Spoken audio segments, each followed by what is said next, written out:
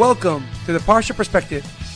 Each week, we will delve deep in a weekly Torah portion to find a practical and insightful way to enhance your daily life.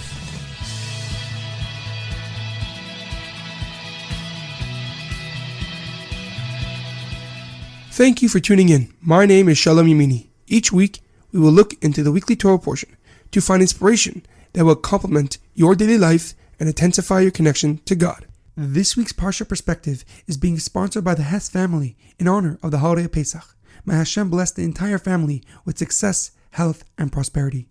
If you or someone you know would like to sponsor a week of the Parsha Perspective, please email us at theparshaperspective@gmail.com or contact us at our Facebook page, The Parsha Perspective.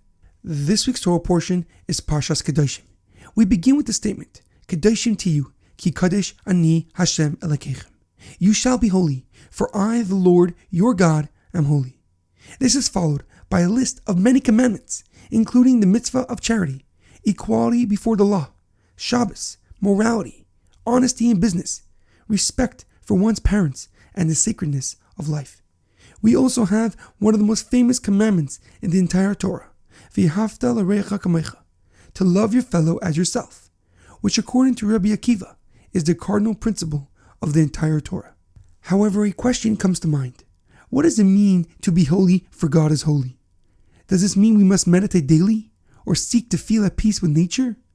What does it mean to be holy? Furthermore, you would expect that the laws following the commandment to be holy would be of a lofty nature, focusing solely on the spiritual aspect of life, not laws that pertain to the physical and mundane elements of life. Throughout history, there have been many people who fell in love with the idea of spirituality and mysticism. They want to feel a connection to something higher than themselves. However, most are not willing to do the labor-intensive work necessary to build a true and everlasting relationship with God, and therefore their connection is shallow and trivial. Even though Judaism is certainly rich with spirituality, and the mystical perspective helps us gain a deeper understanding of our faith, the road to holiness is not lofty, but rather practical and physical in nature. Spirituality can be theoretical and abstract. However, holiness is factual and found in the ordinary everyday actions that we do. The word kadosh in Hebrew means holiness. However, the literal and more profound translation is separation and distinctiveness. So when God commands us to be holy, He is telling us that although we are part of this physical world, we must differentiate ourselves from it. And not just spiritually, but physically as well. We must march to a different beat than everyone else. We express our distinctiveness by our self-restraint, discipline, decency, and honesty in business, because they are the roads that will lead us towards holiness.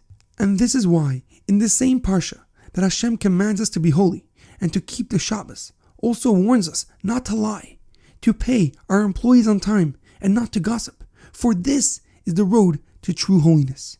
In our daily life, it is imperative that we understand that if we seek to change any aspect of our life, whether it be in our business practices or in our personal relationships, it is not just enough to learn the theory, but rather we must experience it firsthand in real-life scenarios.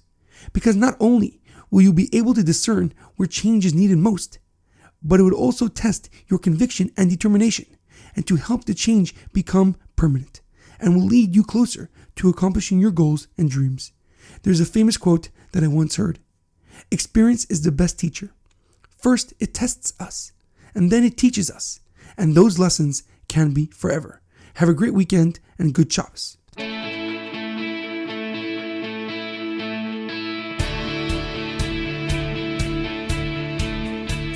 Thank you for tuning in to the Parsha Perspective.